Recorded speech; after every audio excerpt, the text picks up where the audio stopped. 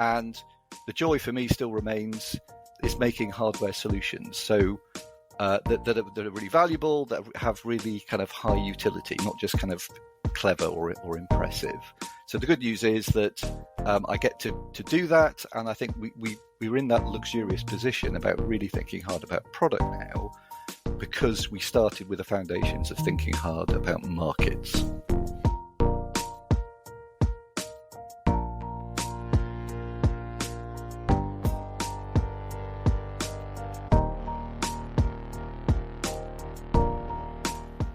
Welcome to Deep Dive, the podcast where we will explore the ins and outs of managing deep tech products. I'm your host Ravi Sundaram, and we'll be talking to product leaders about the intricate and innovative process of transforming cutting-edge science and technology into products that shape our future.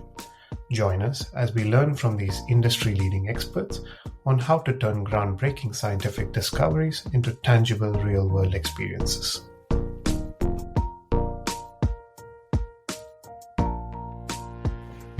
Today, we have the pleasure of hosting Ed Wood, the VP of Product at New Quantum.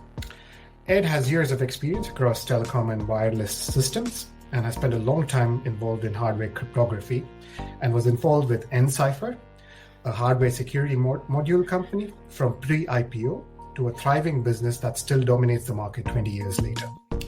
In the last 3 years, he's entered the world of deep tech with a Cambridge-based quantum startup called New Quantum, a spin-out from Cavendish Physics lab at Cambridge University.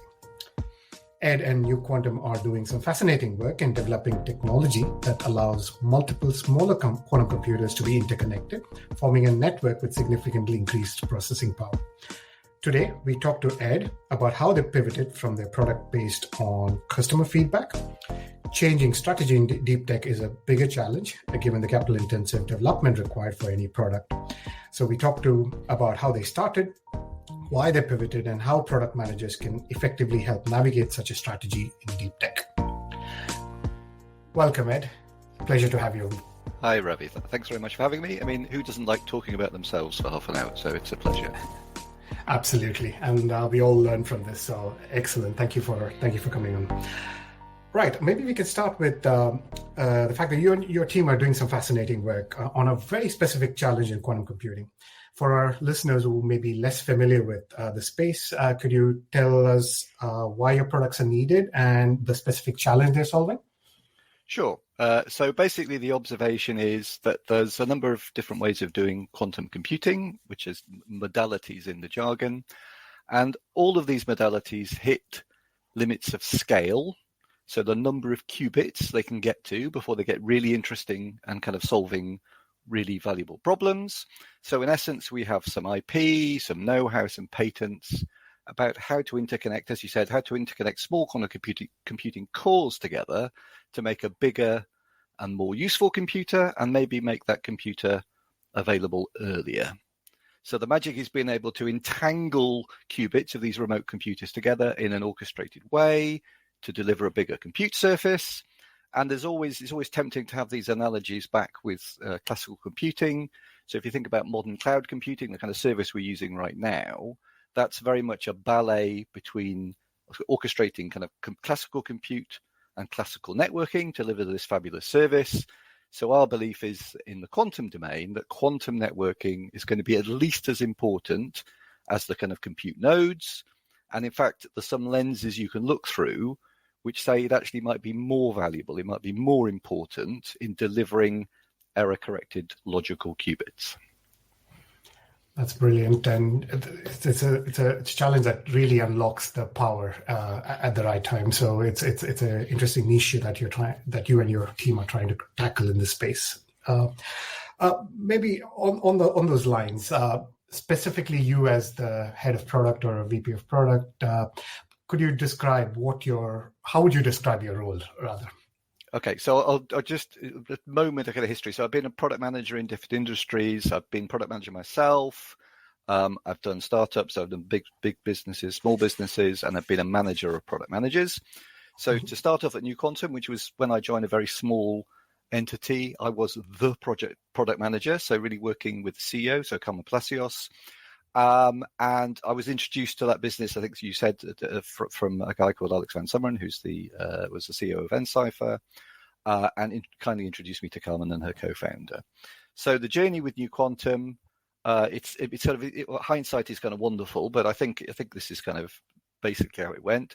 So first, we really had a proper, serious look at kind of the markets that we could address. So what are the dynamics and sizes of these markets, and what problems exist or existed inside them that we could potentially solve. Then we sort of thought about potential solutions, then thinking about the kind of partners that you'd need, or the collaborators, and obviously the customers that we'd have, and then thinking about kind of marketing and communication. So the company is headed to being, scarily, 10 times bigger than it was when I first joined it. And we're just starting to recruit specialists. So we've already got a great marketing guy on board, and we'll soon have our first product manager working for us, and then we'll have kind of business development folks. So, and then we're also planning for kind of international expansion. So the net, I think, is it's been a bit of everything. So I can make a terrible pun. It's been, from qubits to coffee in the first instance. What coffee machine we have, you've got to make those kind of decisions, very important things.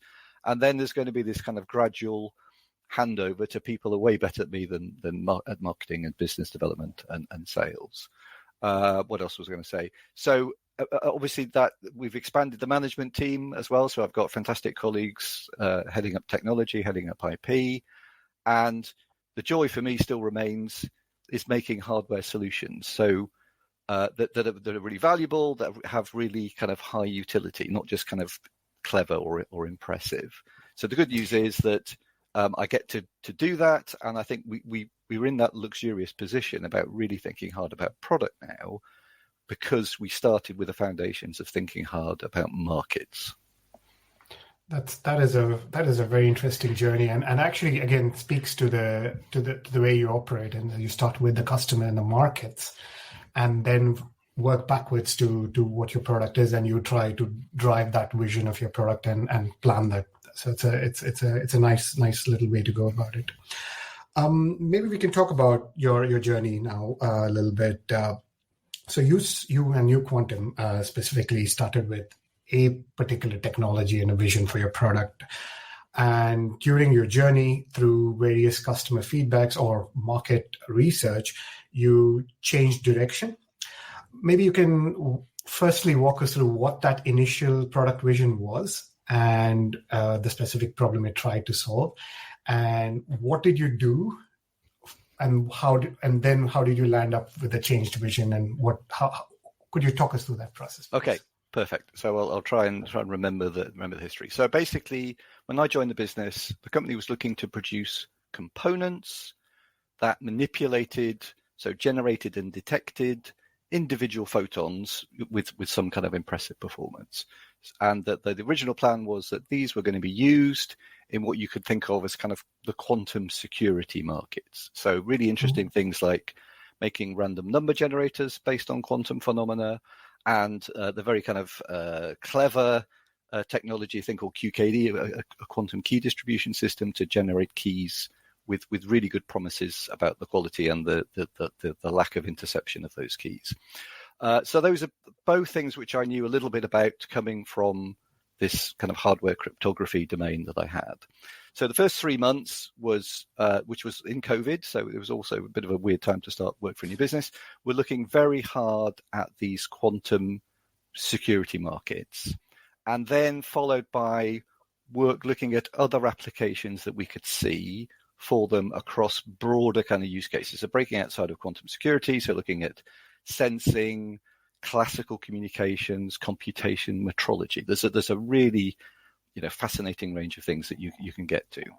So the methodology is not kind of black magic or kind of esoteric. It was inspired by pragmatic marketing's framework, a thing I've done a few times, but it gives you a nice way to kind of look at markets. And some of it's very obvious. So is there a pervasive need to solve this problem? Are people willing to pay to solve the problem? Could we service it profitably? What's the kind of competitive space like? So those are all kind of classic market analysis questions. I think the one that's I think has special power and is maybe it's easy to overlook, is you can tick a box to all of those questions. Lots of need, lots of they're willing to pay. I can make a thing that would make money. The secret question is there a sense of urgency about acquiring your product or your service? Because if that does not exist, then you can get lots of kind of happy faces and you can have lots of happy meetings, but you're not actually going to make any money. So the result was that using this kind of analysis, that the quantum security market is kind of interesting, and we wish everybody well, but and there's interest and kind of curiosity in solutions, but sometimes you can struggle with that sense of urgency. That can you convince yourself that somebody's going to not buy something else, or they're going to stand down a subscription or a service in preference for the thing that you're offering? And then a quick war story about my kind of previous career when I was doing selling cryptographic stuff or cryptographic solutions for banks, is if you think about the kind of attack surface that a bank has, they are just not going to compromise on intrusion detection, on encryption, all of these things. So you've got to ask yourself, have this test about, will this service be sufficiently, will the need for this service be sufficiently urgent that somebody's prepared to not buy something else or prioritize your thing over something else? So I think the basic message from the analysis was that deep tech gives you no insulation from kind of business basics. So you've got to basically be able to sell me your thing, but without using whatever the magic word is, without using quantum. Why is this a better key distribution system? And you don't get to say quantum. And I think the tests for this market and this solution you can go and look for, you really need to be able to talk about business benefit and or mitigation of business risk. And there has to be some real peril. You've really got to find a place where the absence of your service really exposes the business to risk, or they can see tangible, quantifiable benefit as a function of acquiring the service. So I think net, it's very easy to suffer from confirmation bias. If you're kind of you've got an idea, you've got a solution, you can go out and you can test it, and you can get people saying nice things, but be wary of confirmation bias. Be wary that you're fooling yourself, that because people are interested or say nice things, that they're actually going to be prepared to buy it. So I think that's it. And I think maybe the last message for technology specifically is about sort of cart and horse, in terms of, are you trying to find a fit for this cool thing that you've invented, or are you actually trying to find a problem and then honestly trying to match up the best technological solution for it? So you can do it the wrong way around. You can try and fit your technology to a market, and there are famous examples where that has worked. But generally, in my experience, better trying to understand, doing a kind of map of the market, where's the problems, where's the urgency, and then offering up, having the thought experiment about offering up your solution.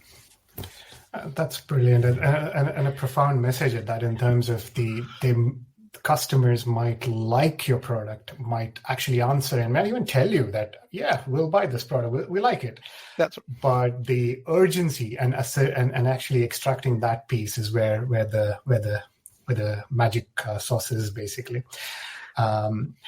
That's a wonderful message. Maybe if I can follow up with a question, how did you go about doing this? I mean, really, if you could take us through, did you set up interviews with key players in the market and literally end up at their doorstep, either virtually or in person, and have open conversations? How did you go about this?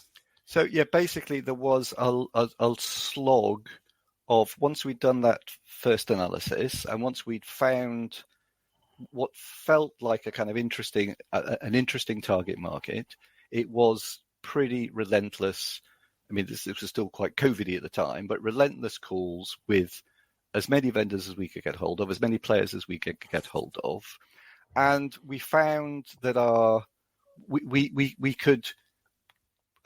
kind of position, being kind of relatively new and neutral in the space, we got really good feedback. And again, it's a triangulation thing. So if you have 3 conversations, you can get a very rough orientation of something. If you have 10 conversations, maybe it's getting more precise. If you get to 20, 30, 40, you can really build up a good picture of the market.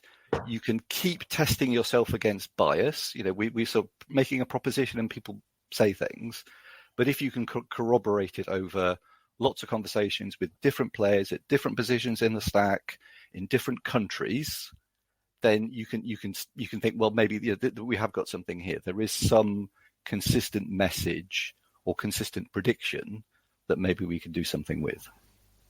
That's excellent. I mean, it goes to show there is no replacement for going out into the cold front and getting proper customer feedback and testing your bias against that feedback, and building enough of a database to test that feedback. That's brilliant. Maybe we could go further into the journey now. So you have this feedback, you've got a sense of the direction you want to go, and a new at least a strategy to go in a new direction. What did you do next? Was it simple to get buy-in from your team, from the company? Did you have some activities, or was it a period of debate? So I think there was debate. Maybe there was a little bit of surprise, or maybe a bit of alarm. This is quite a significant deviation, and finding a good market is a really good place to start. But then you need to be able to service it. So maybe we'll talk about that in a little bit in terms of the fit that we've had a happy fit of the technology. So I think it's fair to say that the board initially were a little bit skeptical, and maybe we proposed it early in terms of that there was not the topic of this networking for computing did not have the currency that it has now. But happily, my mind or memory of the precise time, but maybe 3 months after we had proposed this change, a slew of really big companies started to announce roadmaps or make statements that basically indicated that they were themselves on a path, or they saw a need for this networking. And that obviously is extremely comforting to the board of the business if an Amazon or an IBM or whatever acknowledges the legitimacy of this solution, then that's really comforting. So I think you need to be really clear about if you're kind of proposing this pivot, and I still feel quite a little bit uncomfortable with the P word. Sure. But you need to be able to articulate why this market, if this market is maybe not the best for us and this market is better, you need to be able to communicate why that is. Why is it healthier? Why is it more vibrant? Number of players, money, investment, intellectual capital, whatever. You can stand these things up. So and also being able to confidently talk about the business value of the solution, which is harder in some quantum markets, but I think for networking for computing, it's really almost kind of self-evident, and that's obviously a convincing thing. So the crispness of the business value goes a long way in making that case convincing for the board or for the team. But you also mentioned there's nothing like market validation of your strategy through announcements, which is also good to hear. You could call this more of a course correction if you don't want to use the P word. I'm comfy with it now, but I think for a while it kind of made me twitch. It felt like it's a startup cliche. We did this pivot, da da da, and I think that's what has happened. We did do that, and it's worked out well. It's working out well, which is great. But I have a little kind of twitch and a flick at it. But yeah, that's what it was. It's a success story, so absolutely you should celebrate that. Brilliant. I mean, and in deep tech, this can be doubly complex in any ways. So maybe you can talk us through what passed after that, in the sense of shifting gears with a new quantum. You've decided to go from a components type business to more of a systems type business. How did you manage the transition from the old version to the new one, and any sort of technical complexities that were involved? Yes, so I'll fuzz up some of the details a little bit. Please, yeah. But the good news was that some of the original kind of technology around the components, around one of the components, proved to be, or looks to be, is really, really relevant in solving this new problem. So there was a lot of work and development and refinement and engineering on a way of doing something, which we found happily we could kind of lift from one market and turn and kind of place it in another market. And in fact, it had more value in that new market. It proves to have more value in that new market. And then we've been able to assemble, and we've had a lot of kind of help from the UK government. We've applied for and got some really nice grants for some maturing, some kind of low TRL technology that's applied. So we were able to kind of take this shifted technology as a kind of foundation, and then be able to, it was kind of fairly easy to draw out the other pieces of the stack or other kind of adjacent bits of technology that we would need. And we were able to orchestrate maturing those through grants and then later through kind of bigger procurement deals. So we've had a kind of pattern of having a roadmap and then being true to it, I think, in terms of the work that we've taken on, whether it's grants or projects or whatever, have all supported that path and have filled in the kind of gaps around this core bit of technology. So it's been I think there's some good judgment, there's some luck, but we've got a clean roadmap, we've got a clean trajectory, and again it helps us in the future when we think about the partnerships or the projects or the grants, whatever. We can service things in this nice path towards solving this problem.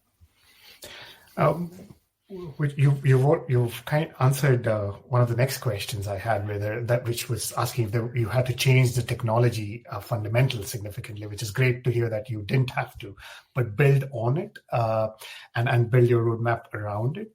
Speaking of the roadmap, how are you viewing your strategy at the moment? Is it focused on this product direction 100%, or do you have a horizon strategy to catch any disruptive maneuvers in the market?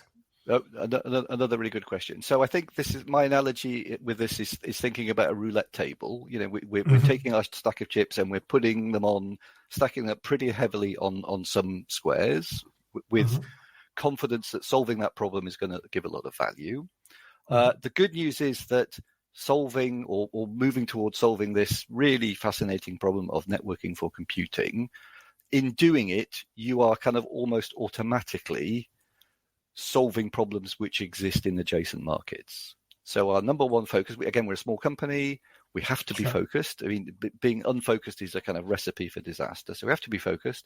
We've got a clear focus on networking for computing, but we keep an eye on some of the really interesting adjacent markets, sensing and comms.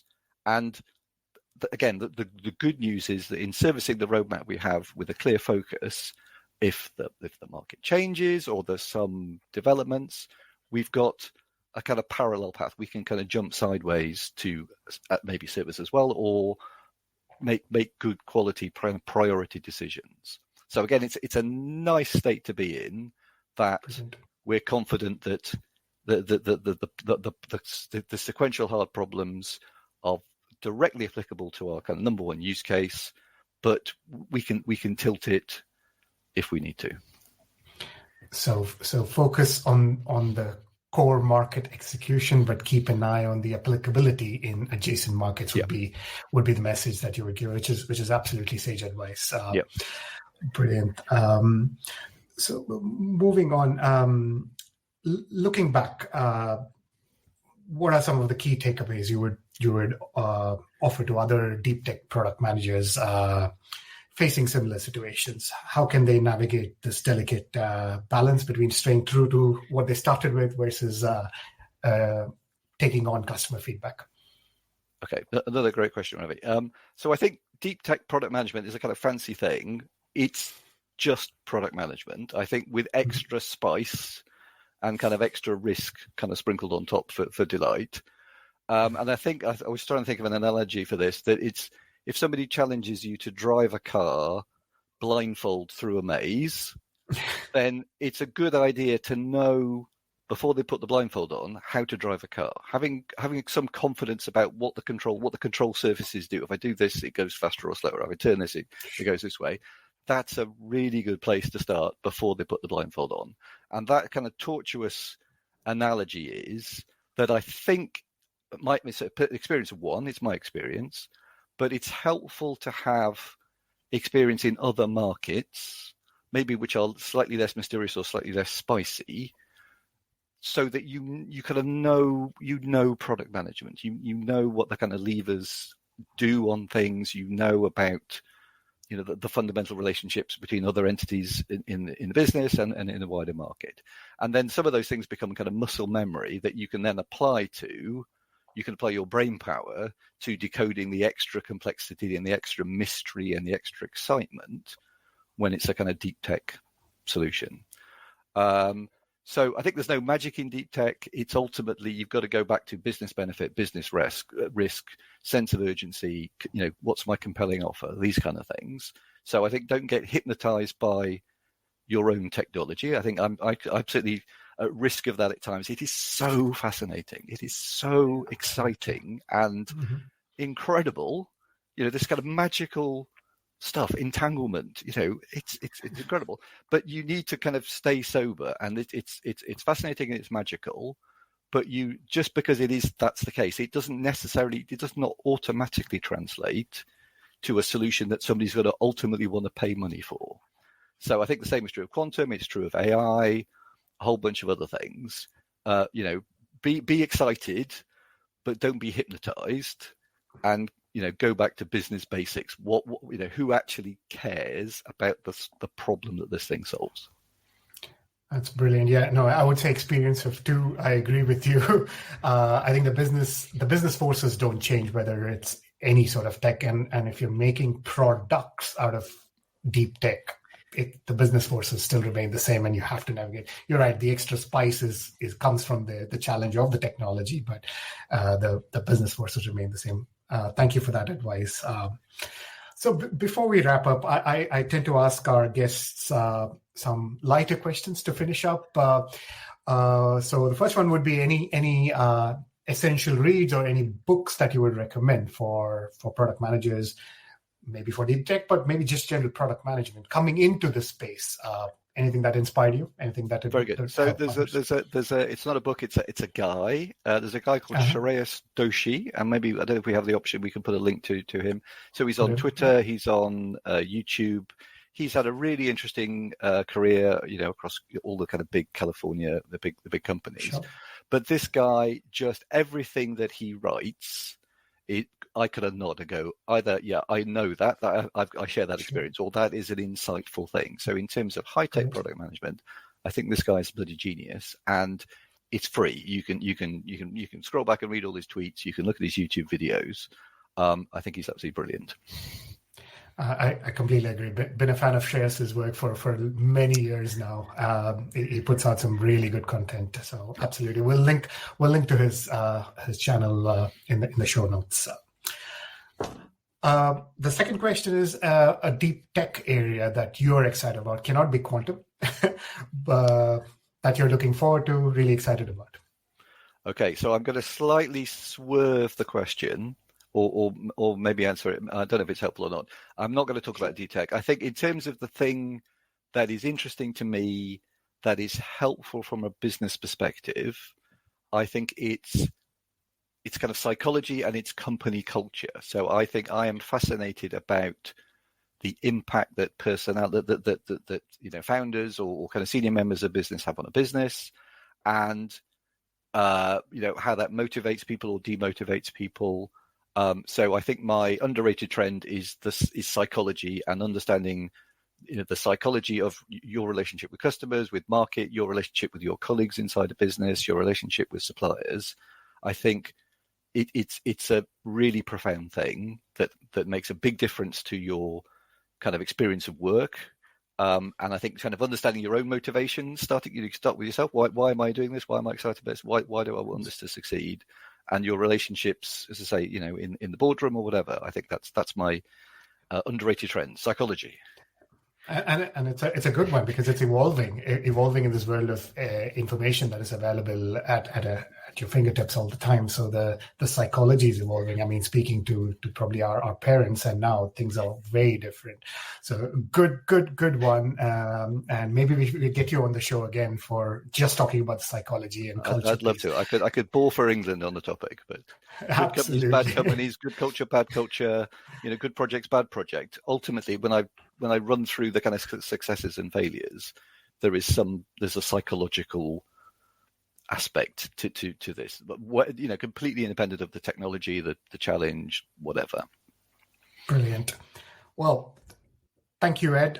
Where can listeners get in touch with you and learn more about New Quantum and the great work you guys are doing?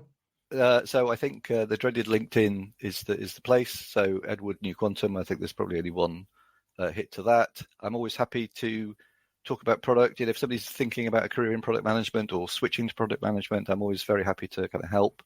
And I think there's good. LinkedIn has a kind of bit of a bad reputation, maybe, but I have a very positive experience of it. I think in terms of contacting old colleagues, new colleagues, being asked things or asking things, I think there's a kind of karma. So I'm always happy to try and help. If somebody's got a question, I'll try and help them. Brilliant. Ed, thank you very much for your time. This has been absolutely insightful. A lot of learnings for product managers as a whole. Thank you for your time. Thank you. It's been great fun.